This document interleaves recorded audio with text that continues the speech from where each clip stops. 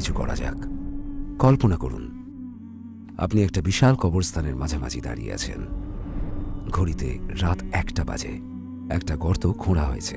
যেহেতু একটা গর্ত আছে, আগামীকাল সেখানে কাউকে দাফন করা হবে। রাতের এই শেষ প্রহরে আপনি ভাবছেন, মৃত্যু নিয়ে ভাবছেন।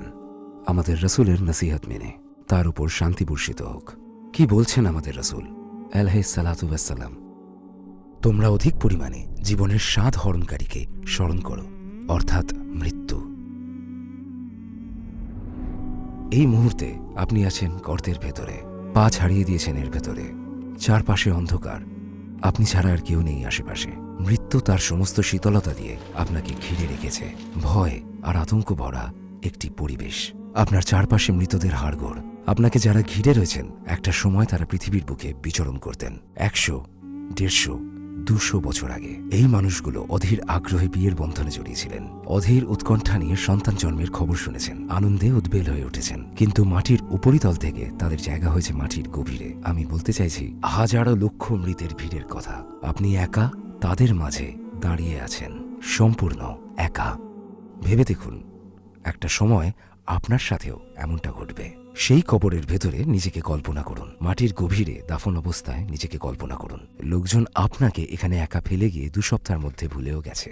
2 সপ্তাহ পর যারা আপনার জন্য শোক করছিল তারা আবার হাসতে শুরু করেছে এবং তাদের জীবন পুরো দমে চলছে। হয়তো দিনে 2-1 বার আপনাকে তাদের মনে পড়ে, সেটাও ঝাপসা হয়ে আসছে। 3 বছর পরে প্রায় কিছুই আর অবশিষ্ট নেই। আপনার মৃত্যুবার্ষিকীতে লোকে আপনাকে স্মরণ করে যার জীবনে ফিরে যায়। যে গল্পটা আমি বলছি সেটা মোটেও কোনো কাল্পনিক গল্প নয়। এই ঘটনাগুলো আপনার আমার সবার সাথে অবশ্যই ঘটবে, 100% নিশ্চিত। আজ আপনি মাটির উপরে আছেন, হ্যাঁ। 100 বছর পর আপনি কি মাটির নিচে থাকবেন? হ্যাঁ। আমরা এমন একটা ঘটনা নিয়ে কথা বলছি যেটা অবশ্যম্ভাবী। তো এখন এখানে একটা সূত্র আছে যা বলে কুল্লু আতিন করিব, এগিয়ে আসা সব ঘটনাই নিকটবর্তী। আপনি যখন মাটির নিচে শায়িত ভাই আমার, লোকজন তখন মাটির ওপরে জীবন উপভোগ করছে, তাদের সকল পার্থিব উন্মাদনা আর গতি নিয়ে। নিচে আপনি শুয়ে রয়েছেন আর ওপরে তারা হেঁটে বেড়াচ্ছে। কল্পনা করুন কেউ একজন সবে ড্রাইভিংয়ের পরীক্ষায় পাশ করেছেন, যিনি আনন্দে চিৎকার করে উঠছেন, যিনি চেষ্টা করে গেছেন, পরীক্ষা দিয়েছেন 3 বার এবং সবশেষে আজ সত্যিই আনন্দিত। দেখুন, অন্যদেরও একটু দেখুন। হাসপাতালে এক বাবা নিজের হাতে তার সন্তানকে প্রচণ্ড আনন্দে প্রথমবারের মতন কোলে নিয়েছেন। অনেক বছর তার কোনো সন্তান ছিল না এবং এখন তিনি চিৎকার করছেন, আমার সন্তান, আমি তোমাকে একটা সুন্দর জীবন দেব। তার কণ্ঠস্বর হাসপাতালের করিডোরে প্রতিধ্বনিত হচ্ছে। 100 বছর পর সেই পিতা আর পুত্র দুজনের গল্পই গাঢ় মাটি আর সবুজ ঘাসের আবরণে ঢাকা পড়ে যাবে। এখন কোথায় সেই উন্মাদনা, সেই আনন্দ? কোথায় সেই চিৎকার? ভীষণ অদ্ভুত, তাই না? লোকে প্রায় মনে করে মৃত্যু হলো এক নিশ্চিত ঘুমে ঢলে পড়ার মতন। আমরা প্রায়ই বলি, আমি মরে গিয়ে সব যন্ত্রণা থেকে মুক্তি পেতে চাই। কিন্তু সত্যি বলতে বাস্তব চিত্র কিন্তু একেবারেই ভিন্ন। আপনার মৃত্যুর দিনে আপনি গভীর এক ঘুম থেকে জেগে ওঠেন, এক গভীর পার্থিব ঘুম। এরপর সমস্ত সত্যিটা আপনার সামনে নিরাভরণ রূপে ধরা দেয়। আপনার চোখের সামনের পর্দা, ঘুম আর অবহেলার পর্দা সরে যেতে শুরু করে। আর কোনো ঘুমের রেশমাত্রও থাকে না। আপনি পুরোপুরি জেগে ওঠেন। যদি দুনিয়াবি জীবনে আল্লাহকে সন্তুষ্ট করেন, তবে অসম্ভব সুন্দর সবকিছু আপনার জন্য অপেক্ষা করছে। কিন্তু আপনি না পারলে, অর্থাৎ আপনি যদি পাপের সমুদ্রে ডুবে থাকেন এবং এমন সব অজুহাত দিতে থাকেন যে আমি 5 ওয়াক্ত নামাজ পড়ি না, আমার পক্ষে 5 ওয়াক্ত নামাজ পড়া সম্ভব নয়, শুধু 4 ওয়াক্ত পড়াই সম্ভব, হ্যাঁ আমার প্রেমিকা আছে এবং আমরা হাতে হাত রেখে ঘুরে বেড়াই, যদি আপনি এসব কাণ্ড করে বেড়ান আর আল্লাহর সন্তুষ্টি হাসিল না করেন, অর্থাৎ যদি আল্লাহ আপনাকে ক্ষমা না করেন, আপনার জন্য আখিরাতে আযাব অপেক্ষা করছে। সেই শাস্তি কিন্তু কোনো সাধারণ শাস্তি নয়। আমরা জান্নাত বা জাহান্নামে পৌঁছানোর আগে আমরা কবরের দুনিয়ায় পৌঁছাই।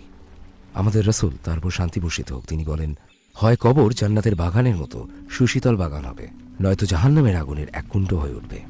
শাস্তি পাওয়া লোকেদের জন্য সেখানে কি অপেক্ষা করছে? এক অসীম একাকিত্ব। আপনার চারপাশে কেবল চিন্তা, আপনি চিন্তা দিয়ে ঘিরে রয়েছেন। সর্বত্রই কেবল অনুতাপ আর অনুতাপ, সবখানে সেই একই চিন্তায় ভরে রয়েছে। ইস, এমনটা যদি না করতাম, তার মানে সবকিছুই হারিয়েছে। পৃথিবীতে যা কিছু আপনার মালিকানায় ছিল সেসব আপনি ছেড়ে এসেছেন এবং একেবারে শূন্য হাতে মাটির নিচের দুনিয়ায় প্রবেশ করেছেন। ঠিক তখন আপনার চারপাশে আর কিছুই অবশিষ্ট নেই, যেগুলো পৃথিবীতে আপনাকে কত ব্যস্ত রেখেছিল। না কোনো চেক, বিল, পরীক্ষা, এটা ওটা কিছুই না। আপনি পরিষ্কারভাবে ভাবতে শুরু করেছেন। আপনি উপলব্ধি করছেন যা কিছু নিজের ভেবেছিলেন সেই সব কখনো আপনার ছিলই না। ঠিক সেই মুহূর্তে আপনি বুঝতে পারেন কেন কাফনের কোনো পকেট হয় না। হোয়াটসঅ্যাপ নামে একটা অ্যাপ আছে, তাই না? সেখানে আপনার একটা অ্যাকাউন্ট ছিল। এই মুহূর্তে সেটার কানাকড়ির মূল্যও নেই, জানেন তো? আপনি মেসেজগুলো ব্যাকআপ নেওয়ার জন্য পাগল প্রায় হয়ে যেতেন আর বলতেন, আমার ছবি আর চ্যাটগুলোর কি হবে? আমি সেগুলো ডিলিট করতে পারবো না। সেই ব্যাকআপের এখন কি মূল্য আছে? আপনার ব্যাকআপ ফাইল নিয়ে এখন কে মাথা কামাচ্ছে? আপনার সোশ্যাল মিডিয়া অ্যাকাউন্টের পাসওয়ার্ড শুধু আপনি জানতেন, তাই না? এখন আপনার হোয়াটসঅ্যাপ অ্যাকাউন্ট সহ সেই সমস্ত পাসওয়ার্ডের কোনো মূল্য নেই। হয়তোবা আর কেউই কখনো আপনার হোয়াটসঅ্যাপ চ্যাটগুলো দেখবে না।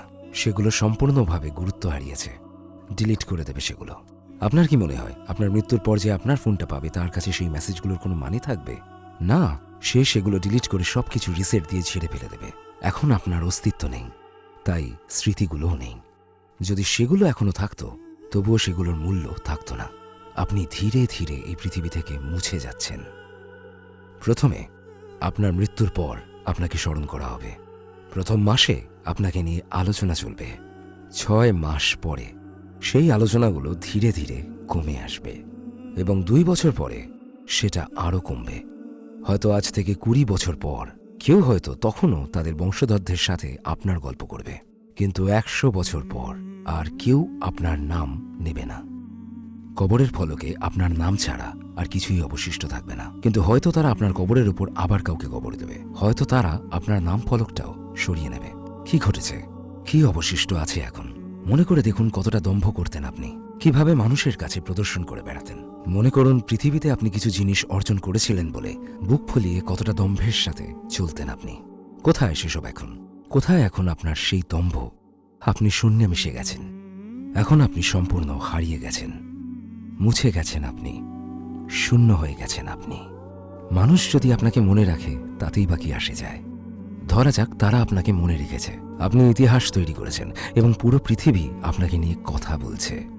স্মৃতিতে বেঁচে থেকে আপনার কি কোনো লাভ হচ্ছে? অথবা আপনার কবরের জীবনে কি এর কোনো প্রভাব আছে? এই পৃথিবীতে আপনার অস্তিত্ব আছে কিনা তাতে কি এসে যায়? যদি আপনি ভ্রান্ত এবং নিষিদ্ধ পথ আঁকড়ে চলেন আপনার বন্ধুদের সাথে এবং আপনি যদি কোনো বাছ বিচার ছাড়া উদ্ভট কাজে লিপ্ত থাকেন, সেটা হারাম না হালাল, তখন তারা আপনাকে কিছু পয়সা ধরিয়ে দিয়ে বলবে, যাও তাকে দাফন করে এসো। সে পৃথিবীতে নানা রকম কাজ করে গেছে, তার অনেক অর্জন ছিল। দিন শেষে এসবের কোনো মূল্যই থাকবে না। তারা বলবে, একে দাফন করো, এর সাথে আমাদের আর কাজ নেই, এর উপর মাটি ঢেলে দাও, দাফন করো একে। কি করা উচিত তাদের? আপনার কবরের উপর ছবি টাঙাবে? সেটা কি আপনার খুব সুন্দর একটা ছবি হতে হবে? তারা এমন করল কি করল না, তাতে কি কিছু যায় আসে? মনে রাখুন, আল্লাহর সন্তুষ্টি অর্জনে ব্যর্থ হলে এই পরিণাম অপেক্ষা করছে। যদি আমরা আল্লাহর সন্তুষ্টি অর্জন করি তাহলে চমৎকার সব ব্যাপার ঘটবে। আমি যে কথাগুলো আপনাকে বলছি দয়া করে ক্ষুব্ধ হবেন না বা মন খারাপ করবেন না। এতদিন পর্যন্ত তারা আমাদের সুন্দর সুন্দর কথা বলছিল, কিন্তু হঠাৎ কি হলো?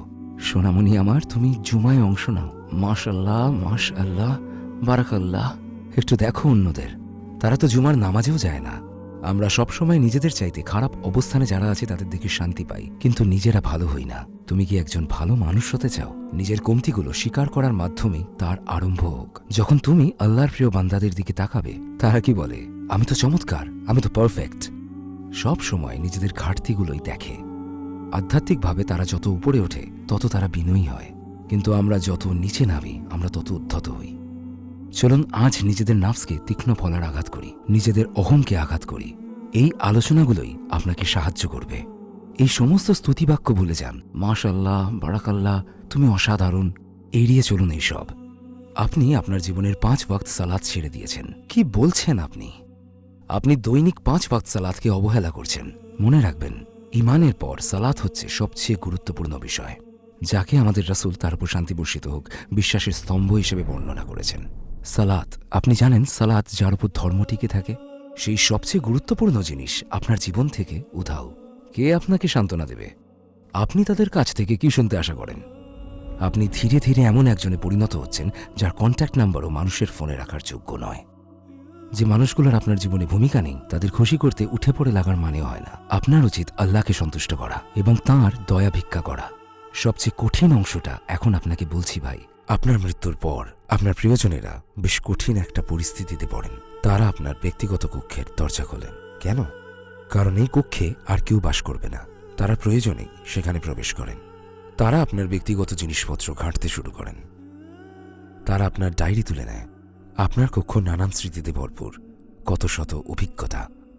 সেই চার দেওয়াল কত দুঃখের সাক্ষী। তারা আপনার আনন্দ দেখেছে, কিন্তু তবুও আপনার জিনিসপত্র সরাতেই হবে। সেখানে আপনার কোট রয়েছে, দেখুন, এখনও হ্যাঙ্গারে ঝুলছে। সেই জুতাগুলো মনে আছে যেগুলো বিশেষ উপলক্ষেই পরতেন? সেগুলো বেশ দামি এবং কিনতে আপনাকে বেশ কষ্ট করতে হয়েছে। সেখানে আপনার নেকলেস আছে, দেখুন কত শখের জিনিস আপনার। আপনার বইতে ছোট ছোট নোট নেওয়া আছে। আপনার একটা কফি কাপ আছে, কত শীতের সঙ্গী। এর সাথে আপনার কত স্মৃতি জড়ানো। কিন্তু সেইগুলো এখন নতুন মালিক খুঁজে নেবে। কিছু দিনের জন্য আপনার জিনিসপত্রগুলো এক নতুন মালিকের সেবায় নিয়োজিত হবে। স্বাভাবিকভাবেই আপনার আত্মীয় স্বজন আপনার জিনিসপত্র নিতে চাইবে না। কেন? কারণ তারা আপনাকে মনে করতে চায় না। কারণ আপনাকে মনে পড়লে তাদের কষ্ট হয়। তারা এসব থেকে নিষ্কৃতি পেতে চায়। তারা আপনার জিনিসগুলো অন্যদের দিয়ে দিতে চায়। এখন অন্য কেউ আপনার জুতো জোড়া পায়ে দেয়। আপনার কোট, বুঝলেন তো, আপনার কোট, সেটা এখন অন্য কাউকে উষ্ণতা যোগাচ্ছে। কোনো এক অচেনা মানুষের হাতে আপনার ঘড়ি। অন্য কথায়, পৃথিবীর সম্পদ পৃথিবীতেই থেকে যায়। যেমনটা আমাদের রব কুরআনে আদেশ করছেন। তাদের কি পৃথিবীতে যথেষ্ট সময় দেওয়া হয়নি যাতে যারা সতর্ক তারা আদেশ মেনে চলতে পারে? একটু ভেবে দেখুন। অবশ্যই আমাদের দীর্ঘ জীবন দেওয়া হয়েছে, কিন্তু আপনি যদি ৬০-৭০ বছর বেঁচে থাকেন এবং কখনো সত্যিকার অর্থে এই সমস্ত নিয়ে না ভাবেন, ভাই আমার, এখন ভাবুন। আমরা যেসব নেতিবাচক ঘটনার কথা বলেছি সেসবের মুখোমুখি হওয়ার প্রয়োজন নেই। আমাদের প্রভু আমাদের ক্ষমা করতে চান, আমাদের পানাহ দিতে চান। আল্লাহ চান আপনি জান্নাতে যাবার জন্য এক কদম এগিয়ে আসুন। জানেন তো, পবিত্র হাদিসে আমাদের রব বলছেন তার বান্দাদের সম্পর্কে, যদি আমার বান্দা আমার দিকে এক কদম এগিয়ে আসে, আমি তার দিকে 10 কদম এগিয়ে যাই। সে যদি আমার দিকে 10 কদম এগিয়ে আসে, আমি তার দিকে 1 ক্রোশ এগিয়ে যাই। যদি সে আমার দিকে হেঁটে আসে, আমি তার দিকে দৌড়ে যাই। কি চমৎকার একটা অর্থ ফুটে উঠেছে। তো এখানে আপনাকেও 1 কদম এগিয়ে যেতে হবে ভাই। এটা খুব বেশি কঠিন নয়। আপনার জীবনে হারাম জিনিসগুলোর একটা লিস্ট তৈরি করুন। এক এক করে সেগুলো আপনার জীবন থেকে সরিয়ে দিন এবং 5 ওয়াক্ত সালাতকে জীবনের একটা অংশ বানিয়ে নিন। 1 বা 2 ওয়াক্ত নামাজ দিয়ে শুরু করুন। সম্ভব হলে 5 ওয়াক্ত সালাত দিয়ে এখনই শুরু করুন। জায়নামাজ পেতে দিন। শুধু বলুন বিসমিল্লাহ। খুব বেশি কঠিন না সেটা। আপনাকে মাউন্ট এভারেস্টে আরোহণের মতো কঠিন কিছু করতে বলা হচ্ছে না। আমরা শুধু প্রতিদিন আধ ঘন্টা বা 1 ঘন্টা ইবাদতের কথা বলছি। পাশাপাশি এইটা শুধু আপনার জান্নাতে যাবার চাবিকাঠি নয়, পার্থিব জীবনেও আপনি শান্তি খুঁজে পাবেন। আপনার হৃদয় প্রশান্তিতে ভরে উঠবে। যখন আপনি রাতে ঘুমোতে যাবেন, আপনি অপরাধে ভারাক্রান্ত বিবেক নিয়ে যাবেন না, বরং একটি সন্তুষ্ট হৃদয় নিয়ে যাবেন। আপনি চমৎকার স্বপ্ন দেখবেন। চমৎকার সব দিন আপনাকে স্বাগত জানাবে। সবকিছু আরও সুন্দর হয়ে উঠবে। আপনার জীবনে আল্লাহর সাহায্য নেমে আসবে। হয়তোবা যেসব কষ্ট দুর্দশা এখন অনুভব করছেন, যেগুলো দেখে হয়তো ভাবছেন কেন জীবনে এত দুর্দশা ঢেলে, সব সালাত না আদায়ের ফল। আল্লাহ হয়তো আপনাকে কিছু বোঝানোর চেষ্টা করছেন। সেই প্রবাদটা জানা আছে তো, যতক্ষণ শিক্ষা না হয় ততক্ষণ সবকের পুনরাবৃত্তি ঘটে। এই অবস্থায় যদি আপনি না বুঝতে পারেন, আল্লাহ হয়তো আপনাকে গুরুত্বপূর্ণ কিছু বলার চেষ্টা করছেন। তিনি বলছেন নিজের জীবনকে সঠিক পথে চালনা করো, কিন্তু আপনি বুঝতে পারছেন না। তখন তিনি আরও কঠিনভাবে বোঝানোর চেষ্টা করছেন। যে ভাষায় আপনি বুঝবেন সে ভাষায় তিনি বলার চেষ্টা করছেন। আপনি হয়তো এমন পরিস্থিতিতে পড়েছেন যা আপনার জীবনকে তছনছ করে দিয়েছে আর আপনার চিন্তাকে আচ্ছন্ন করে দিয়েছে, তবুও আপনি বুঝতে পারছেন না। এবার দরজায় সজোরে আঘাত পড়ছে, তবুও আপনি বুঝতে পারছেন না। দরজায় আঘাত আরও জোরালো হয়ে উঠেছে। আপনি কখন রবের সতর্কবাণী বুঝতে পারবেন? আপনি কখন অনুধাবন করবেন? দেখুন, এই ঘটনাগুলো আপনাকে উপলব্ধি করানোর জন্যই। যখন আপনি উপলব্ধি করবেন যে আপনার রব আপনাকে বলতে চাইছে নিজের জীবনকে সঠিক পথে নিয়ে এসো এবং আপনি সেটা করা শুরু করেন, আপনি দেখবেন সবকিছু ঠিক হতে শুরু করেছে। আমরা সবাই যাতে রবের সন্তুষ্টি অর্জন করে কবরে প্রবেশ করতে পারি ইনশাআল্লাহ। এবং ইনশাআল্লাহ আজ থেকে 100 বছর পর আমরা একটা চমৎকার জায়গায় পৌঁছব, আমি সে আশাই করছি। তো কবরে প্রবেশের পর আমাদের জন্য কি অপেক্ষা করছে? এই প্রশ্নগুলোর বিস্তারিত ব্যাখ্যা করা যায়, কিন্তু সংক্ষেপে বলতে গেলে প্রথমে রয়েছে সাকারাতের মুহূর্ত, মৃত্যুর ক্ষণ। মৃত্যুর ক্ষণ হল শয়তানের শেষ আঘাত। এরপর মৃত্যুর ফেরেশতা জান কবজ করেন। কবরের জগৎ শুরু হয়। কবরের ভেতর মুনকার ও নাকিরের প্রশ্ন উত্তর পর্ব রয়েছে। এরপর হাসরের দিন উপস্থিত হয়। জানেন তো, মৃত্যুর পর আপনি সরাসরি জাহান্নাম বা জান্নাতে যেতে পারেন না, বরং আপনি কবরের জগতে অপেক্ষা করেন। কতদিন পর্যন্ত? হাসরের দিন পর্যন্ত। যখন কিয়ামত নেমে আসে তখন পুনরুত্থানের শুরু হয়। সেখানে প্রতীক্ষা করতে হয়। এক বিরাট বিচার সভা বসে। প্রত্যেকের কৃতকর্মের জবাব দিয়েই শুরু হয়। আমরা পুলসিরাত পার হবার পর্বের কথা জানি। জান্নাত এবং জাহান্নাম তার পরের ধাপ। তো এক দীর্ঘ যাত্রা আমাদের অপেক্ষায় রয়েছে। সেই যাত্রা সত্যিকার অর্থে আমাদের মৃত্যুর মুহূর্ত থেকে শুরু হয়। মৃত্যুর পর এই ধাপগুলোতে কোন পথে যাবেন সেই সিদ্ধান্ত নেবার ক্ষমতা আপনার থাকে না। মৃত্যুর পূর্বে আপনার কৃতকর্মের উপর ভিত্তি করে আপনার জন্য নির্ধারিত পথে আপনাকে চালনা করা হয়। যেমন এই মুহূর্তে আপনি ভালো কিছু করার সিদ্ধান্ত নিলেন, আপনি জীবন থেকে হারামকে ছিঁড়ে ফেলার সিদ্ধান্ত নিলেন, নানান সৎকর্মের সিদ্ধান্ত নিলেন, সালাত আদায়ের সিদ্ধান্ত। এই গুরুত্বপূর্ণ মুহূর্তে শয়তান হয়তো আপনাকে এই কথা বলে বিভ্রান্ত করবে, এই কাজগুলো তুমি পরেও করতে পারবে, এখন যা করছিলে সেটা শেষ হবার পরে সব শুরু করো। সে বলতে পারে আগে বিয়ে তো করো, হিসেব কিন্তু এখনই শুরু হয়ে গেছে। আপনি এখন যে সিদ্ধান্ত নেবেন সেটাই সব শেষে মৃত্যুর পর আপনার পথ নির্ধারণ করবে।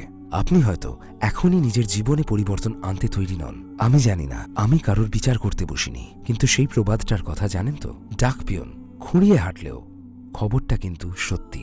যদি আমার চিৎকার এবং কটু কথায় কেউ কষ্ট পেয়ে থাকেন, আমি ক্ষমা চাইছি, কিন্তু এই সত্যগুলো আপনাদের জানাতেই হতো। কেউই সুনিশ্চিত জান্নাত দাবি করতে পারেন না। বাস্তবতা এভাবে চলে না। আমি আমার অতীত গুনাহের জন্য তওবা করেছি। আমি স্বেচ্ছায় আমার সকাল সন্ধ্যা আল্লাহর দেওয়া ধর্মের পথে উৎসর্গ করেছি। আমি এর পরিবর্তে আমার রবের সন্তুষ্টি কামনা করি। আমার হৃদয় আশায় পরিপূর্ণ। এমনটা নয় যে এসব কিছুই ঘটবে না। আমি খুবই আশাবাদী, মানে আমি আমার রবের অনুগ্রহে বিশ্বাস রাখি। ইনশাআল্লাহ আজ থেকে শত শত বছর পর যখন আমরা আবার পুনর্জীবিত হব, এখানে আমরা সবাই জান্নাতে নিজেদের চোখ খুলব এবং বলবো আলহামদুলিল্লাহ। ঠিক সেই মুহূর্তে সমস্ত যন্ত্রণা, দুঃখ, কষ্ট, ঋণ, হতাশা এবং আমাদের প্রিয়জনের কাছ থেকে দূরে যাবার বেদনার অবসান ঘটবে। আমাদের সমস্ত দুশ্চিন্তার সমাপ্তি ঘটবে এবং এক গৌরবময় জান্নাতে আমরা বলবো বিসমিল্লাহ। আমার ভাইয়েরা,